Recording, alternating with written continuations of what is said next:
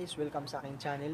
So, sa video ito, tuturo ko sa inyo kung paano mag-cut or mag-trim ng memes or sound effects na magagamit nyo sa inyong mga videos na i-edit. Okay? So, alam ko guys, marami na sa inyo ang nakakaalam kung paano ito gawin.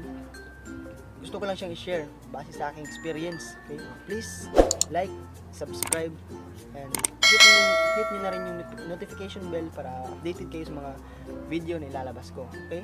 So guys, ayan, punta na tayo sa ating cellphone.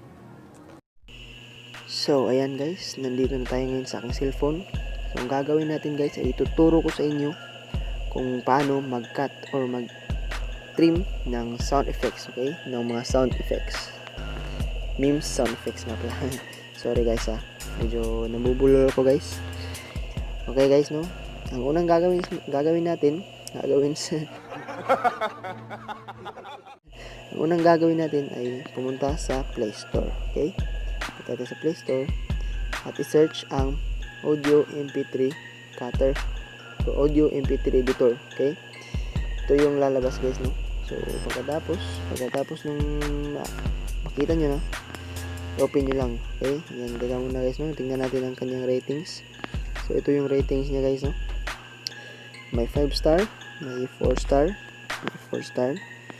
So 4.4 guys, no? So maganda siya guys, no? Kasi basic siya at saka madali siyang gamitin, madali siyang mag-cut.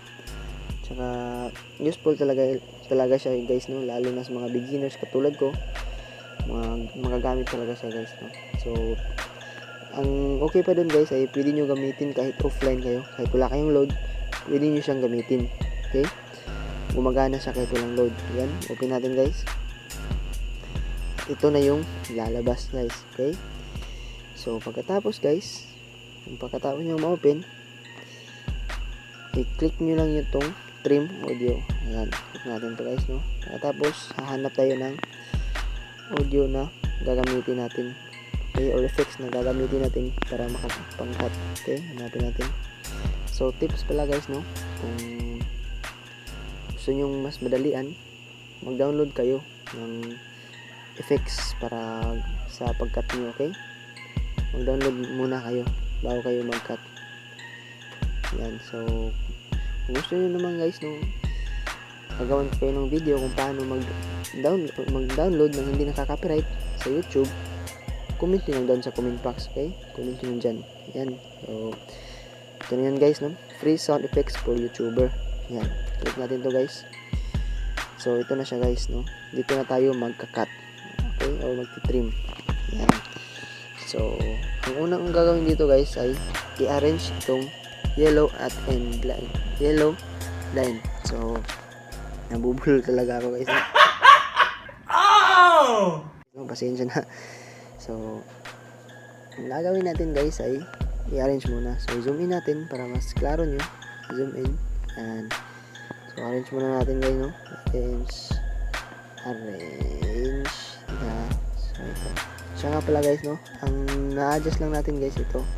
Ito lang yung end line lang. So kapag ito yung ginamit mo kasing mag-adjust, so masasali yung end line. So maganda i-adjust mo na to ang start line at saka dyan ka na mag-arrange. Okay, so ganun.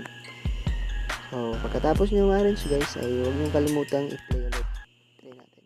One eternity later. So diba maganda siya guys, and mas klaro yung pagkakakuha.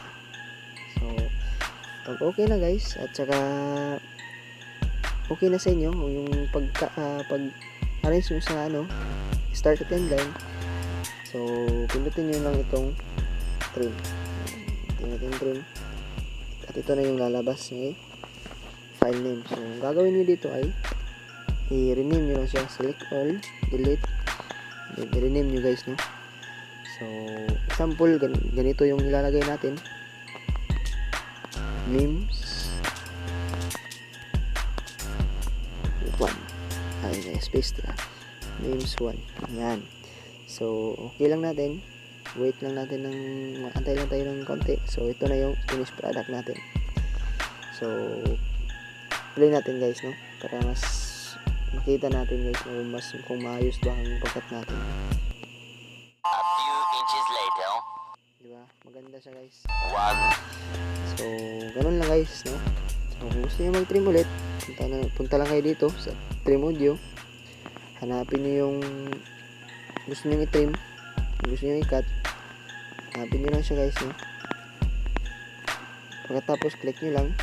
And then, mag-trim kayo ulit. Okay? Arrange niyo. Ganyan. Arrange. Okay? Zoom in niyo lang guys, no? Zoom in. Yan, arrange. Okay? Yan. Arrange lang natin ng mabuti. Okay? Yan. So, okay na yan guys, no? So, play natin. A few inches later.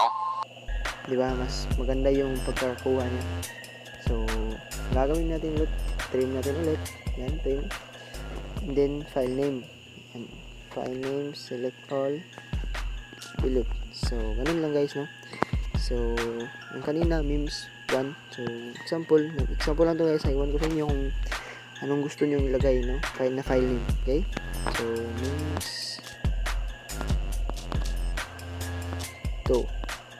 Yan. Yan guys. So, ito na yung finished product natin guys, no?